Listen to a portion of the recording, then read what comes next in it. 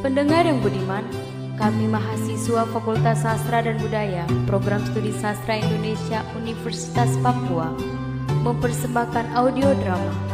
Audio drama ini merupakan alih wahana dari salah satu cerita pendek, Jimat Sero, yang diambil dari buku kumpulan cerpen Cinta Tak Ada Mati, karya Eka Kurniawan. Cerita ini tentang pemuda yang sewaktu kecil tidak berani berkelahi atau melawan orang yang mengerjainya. Suatu hari, Heri yang ragu dengan jawaban si pemuda memberikan sebuah jimat padanya. Si pemuda pun penasaran, apakah jimat itu benar-benar dapat bekerja seperti yang dikatakan Heri atau tidak.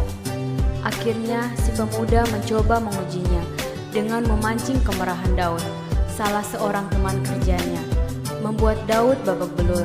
Namun, karena jimat Sero pula, si pemuda mengalami suatu keanehan, dan ia jadi tahu mengapa waktu kecil ia menangis berhari-hari di rumahnya.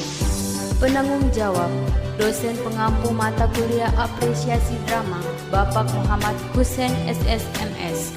Produser, Martin Luther Domingus Wongsiwon. Penata musik, Rafaelo Marien dan Elia Daniel Inyo Musik. Sutradara, Putri Winda Lestari. Pembawa acara, Lani Rahel Kondayar. Kerabat kerja, narator oleh Putri Winda Lestari. Si pemuda diperankan oleh Daniel Wayeni.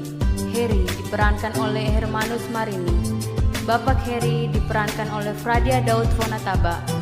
Neneng pemuda diperankan oleh Irma Yuliana Rumpaidus. Daud diperankan oleh Fradia Daud Fonataba.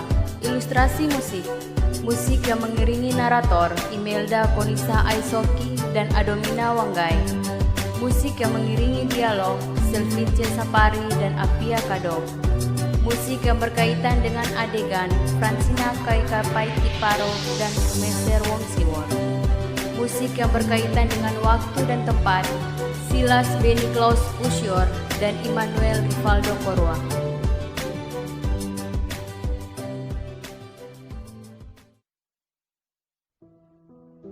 Si pemuda berumur 29 tahun. Ia anak yang cerdas, lugu, dan penakut. Ia memiliki teman masa kecil, bernama Heri. Saat itu, si pemuda sedang duduk di halaman rumahnya, menikmati teh hangat sambil membaca koran. Sebelum berangkat ke kantor, ia memang tidak pernah absen untuk bersantai sejenak, menikmati teh hangat di pagi hari. Seketika itu, ia mengingat masa kecilnya. Kok masih sering dapat pukul, Kang? Tanya si Heri waktu mereka berjumpa di rumah nenek Natal lalu. Astrada.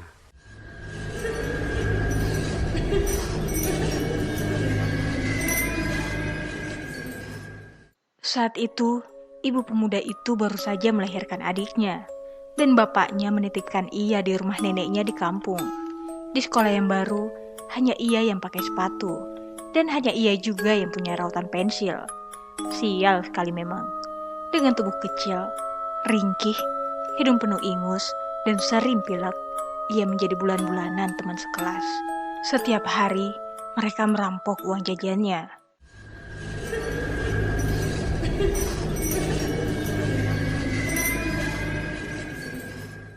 Satu hari, 3 anak memukuli pemuda itu karena ia sengaja tidak membawa uang jajan.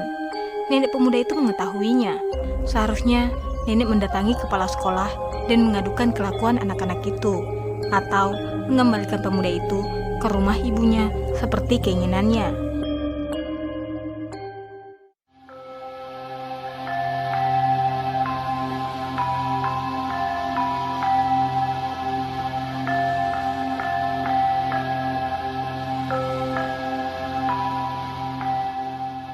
Rupanya, nenek pemuda itu punya cara sendiri. Sore hari, ia membawa pemuda itu ke sebuah gubuk di tepi mata air. Kelak, pemuda itu mengetahui pekerjaan pemilik gubuk itu memang menjaga mata air tersebut. Gubuk itu mengira saja dengan asap mengepul dari celah atap sirapnya.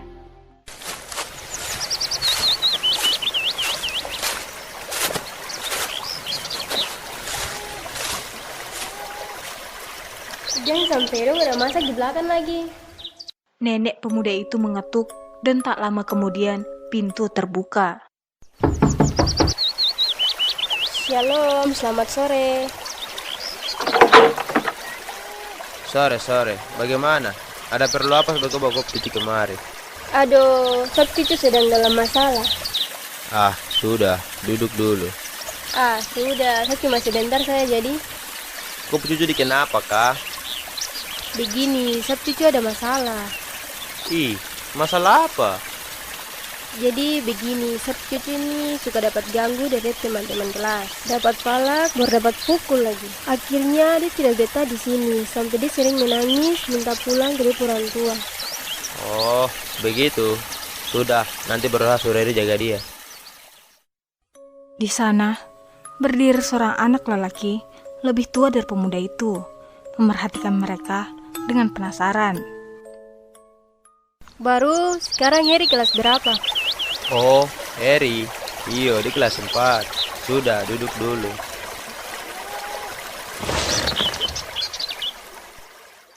Si lelaki tua menjawab sambil menoleh ke anaknya dan berkata kepada anak itu, Heri, tolong bilang mama bikin teh dulu. Iya, Bapak. Tapi nenek pemuda itu buru-buru memberi isyarat kepada Heri agar tidak pergi dan menyuruh mendekat. Heri menghampiri nenek dan tanpa memperdulikan lelaki tua itu. Cucu, Ya, Nenek. kesini dulu. Kau dengar mulai besok kau belajar kelas 2. Temani Sabtu. Kalau ada yang ganggu Sabtu, kau langsung pukul saja. Dengan kebingungan, Heri menoleh ke ayahnya. Si lelaki tua hanya tersenyum, kemudian berkata, Sudah, kau tenang saja. Mulai besok, Heri duduk di kelas 2, temani kopi cucu.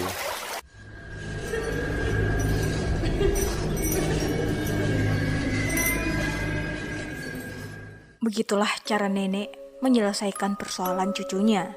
Sejak saat itu, Heri turun kelas 2 tingkat. Hebat juga anak itu. Sejak ia duduk sebangku dengan pemuda itu, tak seorang pun berani mengganggunya lagi. Sepatunya terbebas dari injakan kaki-kaki dekil.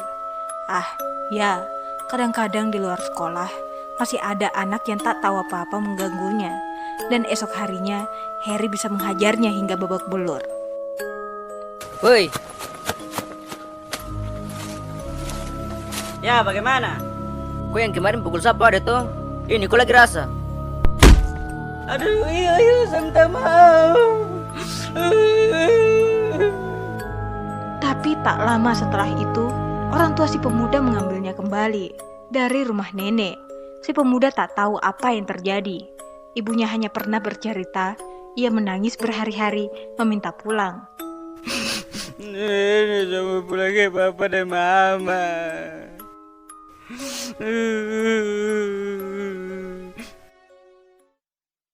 Si pemuda tak ingat apa yang membuatnya menangis. Ia juga tak tahu apa yang terjadi dengan Heri.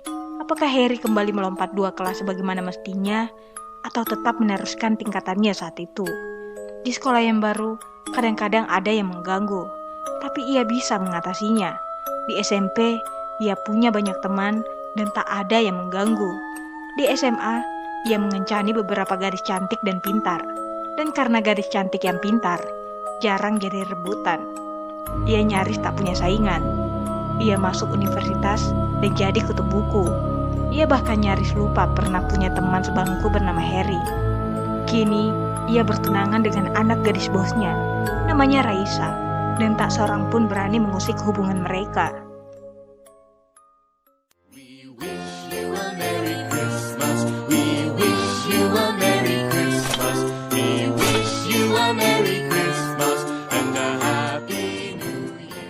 Kemudian, Natal lalu, si pemuda itu mengunjungi neneknya dan berjumpa dengan si Heri ini.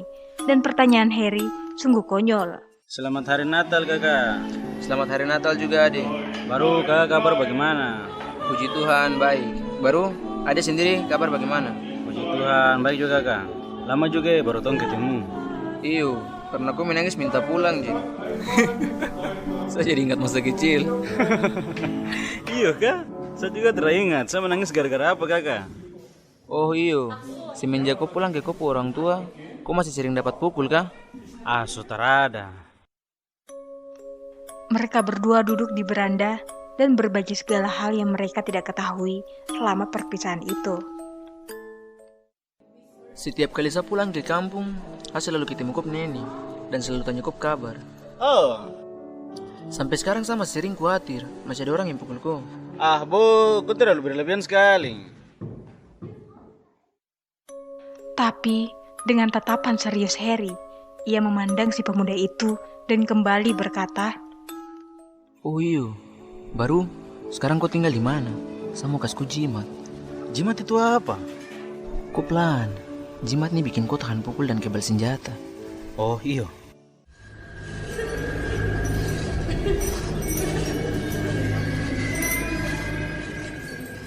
jimat itu sekarang berada di tangan si pemuda.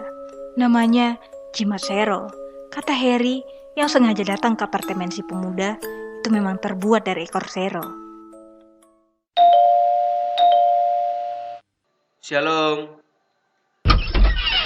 Shalom. Bagaimana kakak?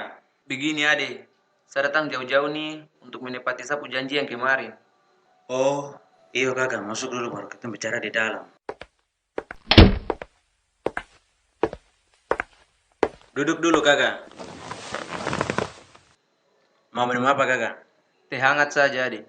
Tunggu dulu ya kakak.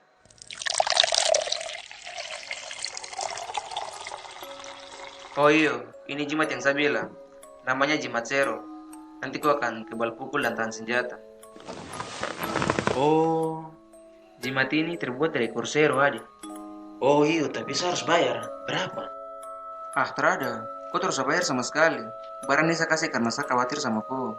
Kau ingat kah tidak? Dulu saya pernah bilang saya akan jaga kau. Tapi karena saya tidak mungkin jaga kau terus menerus, jadi saya hanya bisa kasih jimat ini saja. Makasih lagi kakak. Kalau kakak panak nanti perlu pekerjaan, kakak bisa hubungi saya. Nanti saya bantu. Terus repot-repot. Sapu anak masih umur 11 tahun. Oh iya kakak. Nanti saya bantu kalau dia sudah besar. Baru kakak kerja sekarang di mana? Saya punya usaha kopra di Banten Selatan. Oh puji Tuhan nih, kakak sukses sekarang. Yuk, begitu sudah. Ia benar-benar tak membutuhkan apapun dari si pemuda. Oh iya adik. Sore nih, kakak pulang dulu ya. Bu cepat sekali. Tuh baru ketemu nih. Baru kakak semua pulang tuh. Kakak tidak bisa tinggalkan pekerjaan adik. Ah sudah masih ada waktu besok juga mu. Di sini dulu, besok baru santar pulang. Oh iya sudah. Setelah si pemuda itu memaksa Harry menginap semalam dan mengajaknya berkeliling Jakarta untuk sekedar bersantai, Harry akhirnya pulang. Adik, kakak jalan dulu ya. Yo kakak, hati-hati. Sampai ketemu lagi.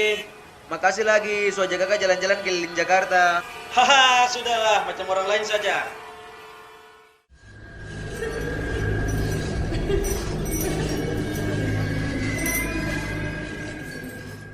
Dan sekarang jimat itu bersama si pemuda. Namanya jimat Sero. Selama beberapa hari ia mencoba menghiraukannya, tapi semakin ia mencoba melupakan bahwa ia memiliki jimat, semakin ia mengingatnya. Jimat itu terbungkus dalam kantung kain katun kecil dengan tali untuk mencantelkan, sebesar gelang tangan. Ia sudah memeriksanya, dan memang itu tampak seperti ekor binatang yang sudah kering. Tak ada tanda-tanda benda itu memiliki kesaktian apapun. Bahkan, si pemuda sendiri ragu, ia bisa melindungi dirinya sendiri. Dari kemarin bilang, kalau saya mau merasakan kekuatan jimat ini, saya harus kasih masuk jimat ini dalam sapu-sapu celana. Tapi, saya taruh di meja, di samping komputer lagi. Kayaknya saya harus coba tes jimat ini sekarang.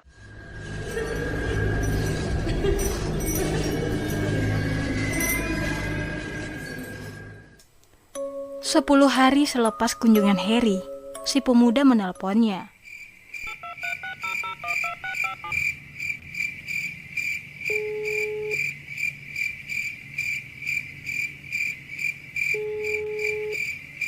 Halo, selamat malam kakak. Selamat malam juga adik. Kakak apa kabar? Puji Tuhan baik. Ada perlu apa adik? Mau tanya nih kakak, tentang jimat yang kemarin kakak kasih. Yang saya tahu setiap jimat pasti ada pantangannya. Bilang apa yang tidak boleh saya lakukan. Terus saya pikir, jimat yang saya kasih tidak ada pantangannya. Oh, iya sudah kakak. Saya kira ada pantangannya, makanya saya tanya. Makasih lagi kakak. Yo, sama-sama aja. Selamat malam lagi. Selamat malam juga.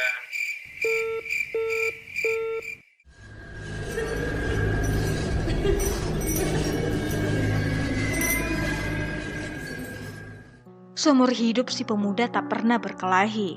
Tentu saja bukan berarti ia tak pernah memiliki masalah dengan orang lain.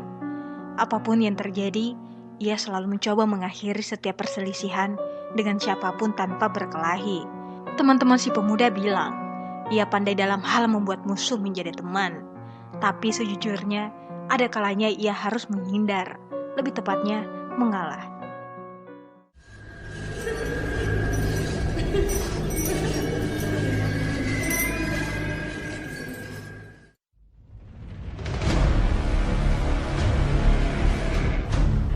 Saat pertama kali si pemuda memikirkan untuk mencoba jimat Sero, ia langsung membayangkan beberapa orang yang menyebalkan, yang seharusnya ia hajar.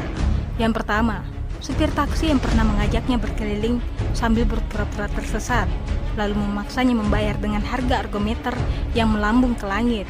Yang kedua, permen kecil yang pernah menodongnya di Tanah Abang bertahun-tahun lalu ketika ia pertama kali datang ke Jakarta. Dan yang terakhir, barangkali seorang kolonel yang pernah ia lihat menabrak seorang perempuan tua di pinggir jalan, lalu pergi begitu saja seolah tak merasa bersalah.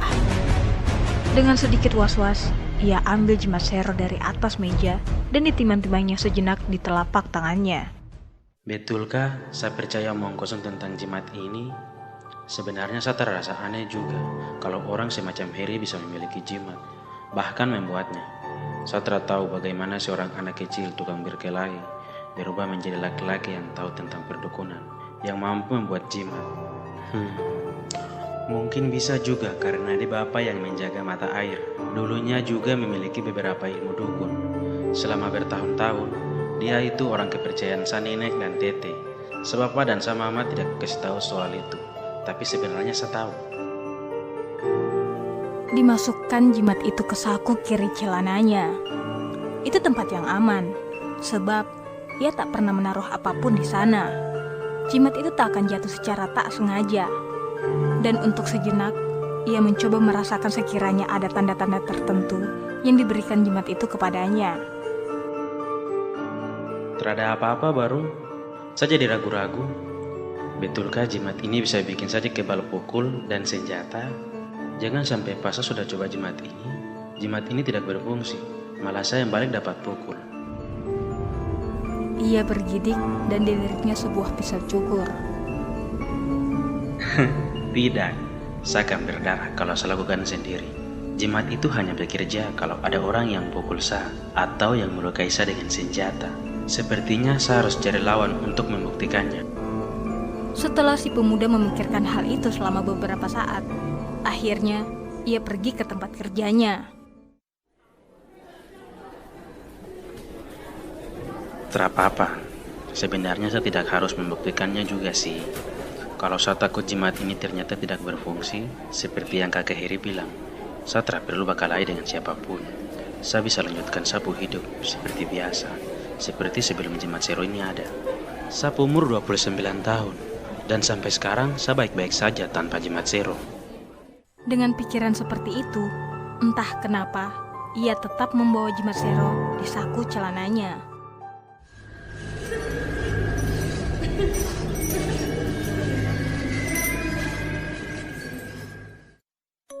Ia berjalan kaki ke apartemennya sambil menggigil. Si pemuda tak tahu seberapa kusut dirinya. Orang-orang melihatnya dengan tatapan curiga. Ia tak peduli dan terus berjalan. Ia melihat tangannya, darah kering di mana-mana. Bahkan kemejanya juga berlepotan. Ia bisa melihat jemarinya meregang satu sama lain, dan ia tak yakin bisa menggerakkannya.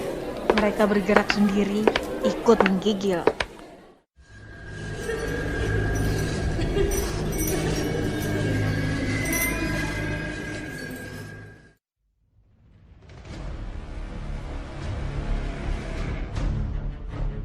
Terbayang olehnya tubuh Daud tersungkur ke pojok kamar mandi. Ada darah dari sudut bibirnya. Si pemuda sangat senang melihat darah itu. Ternyata darah tidak semerah yang ia bayangkan. Darah lebih gelap daripada merah. Merah itu warna bendera, dan darah tidak berwarna seperti bendera. Darah lebih seperti warna kelopak mawar yang membusuk. Dan ia suka warna itu mengalir dari sudut bibir Daud. Itu untuk mulut najismu, Daud.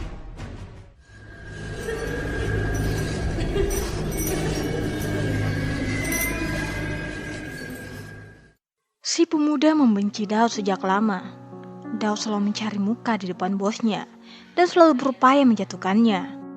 Daud selalu punya cara untuk membantah gagasan-gagasannya dan menjungkirkannya seolah-olah gagasannya merupakan gurauan orang bodoh. Si pemuda tahu bosnya termakan omongan Daud. Tatapan bos pemuda itu memandang sedih hanya karena si pemuda bertunangan dengan Raisa. Tempatnya di kantor tak tersentuh siapapun. Meskipun begitu, sungguh sesekali si pemuda ingin menghajar Daud.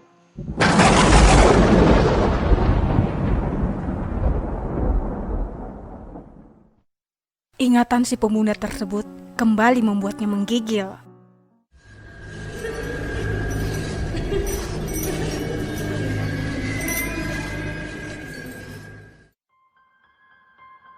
Hari itu, si pemuda berhasil membuat Daud marah, dan ia menunggu apakah Daud akan memukulnya. Peristiwa itu terjadi di kamar mandi, setelah sebagian besar teman kerja mereka sudah pulang. Daud tidak memukulnya, maka ia kembali memancing Daud. Akhirnya, Daud menghampirinya, menyentuh pangkal kemejanya, dan bertanya, Ae, kamu apa? Si pemuda meludahi mukanya. Cuy. Daud tercekak sejenak. Tentu saja ia tak akan percaya si pemuda melakukan itu. Daud mengusap mukanya dengan lengan kemejanya, tanpa melepaskan genggamannya di pangkal kemeja si pemuda. Daud memandangnya. Si pemuda tersenyum mengejek. Daud masih memandangnya. Si pemuda kembali memandang mata Daud. Itu saat-saat yang sangat menegangkan. Ia menunggu apa yang akan Daud lakukan. Lalu Daud mengirimkan jotosannya ke rahang si pemuda. Si pemuda terdorong beberapa langkah, tapi ia tak merasakan apapun. Si pemuda tersenyum dan menghampiri Daud.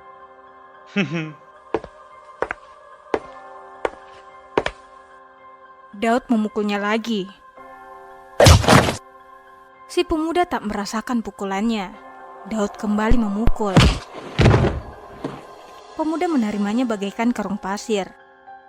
Daud memukulinya selama sekitar 10 menit atau 30 menit.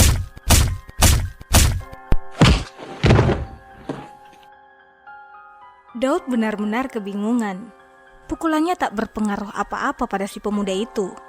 Hingga akhirnya pemuda itu melancarkan serangan balasan. Satu pukulan mengirim Daud ke samping pintu. Pukulan kedua membuat memar dahinya. Pukulan ketiga membuatnya terhuyung-huyung. Entah pukulan keberapa Daud tersungkur di sudut kamar mandi. Dan darah mulai keluar dari ujung bibirnya. Ya ampun. Si pemuda keluar dari kamar mandi. Ia tersenyum, lalu tertawa, lalu menggigil.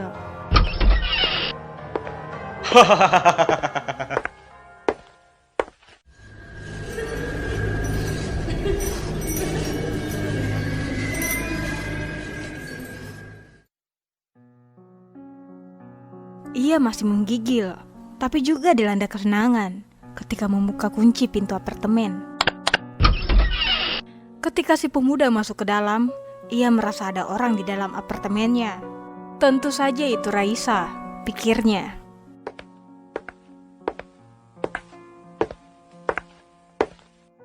Oh, Raisa.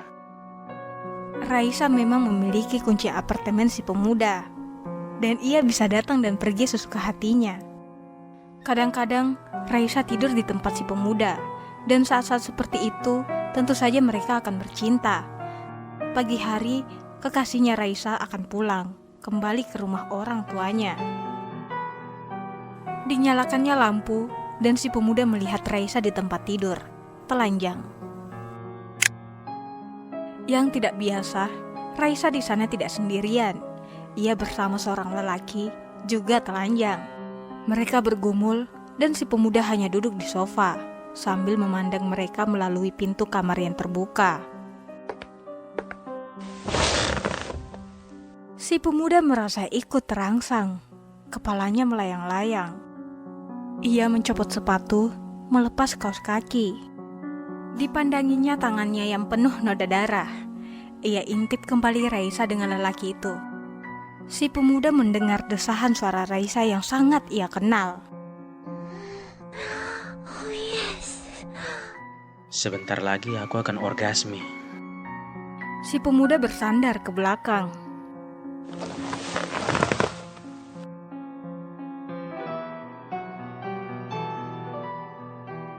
Suaranya sangat dikenal baik oleh si pemuda. Dia adalah Harry.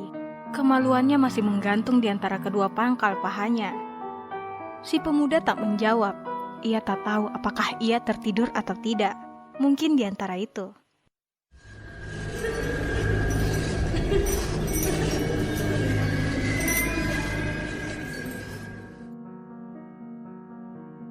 Kemudian, si pemuda teringat apa yang dulu membuatnya menangis. Berhari-hari di rumah nenek. Malam itu, ia melihat nenek di atas tempat tidur bersama si penjaga mata air. Kakeknya hanya duduk di depan rotan. Pemandangan itu menakutkannya dan ia menangis sejak malam itu. Entah bagaimana ia bisa melupakannya. Tapi malam ini, bertahun-tahun kemudian, ia mengingatnya kembali. Tapi si pemuda senang-senang saja. Ia senang melihat darah di tangannya. Ia senang melihat Raisa mandi keringat di tempat tidur. Ia senang melihat Harry berjalan telanjang dengan kemaluan menggantung ke arahnya. Terutama, ia senang memiliki jimat sero di saku kiri celananya.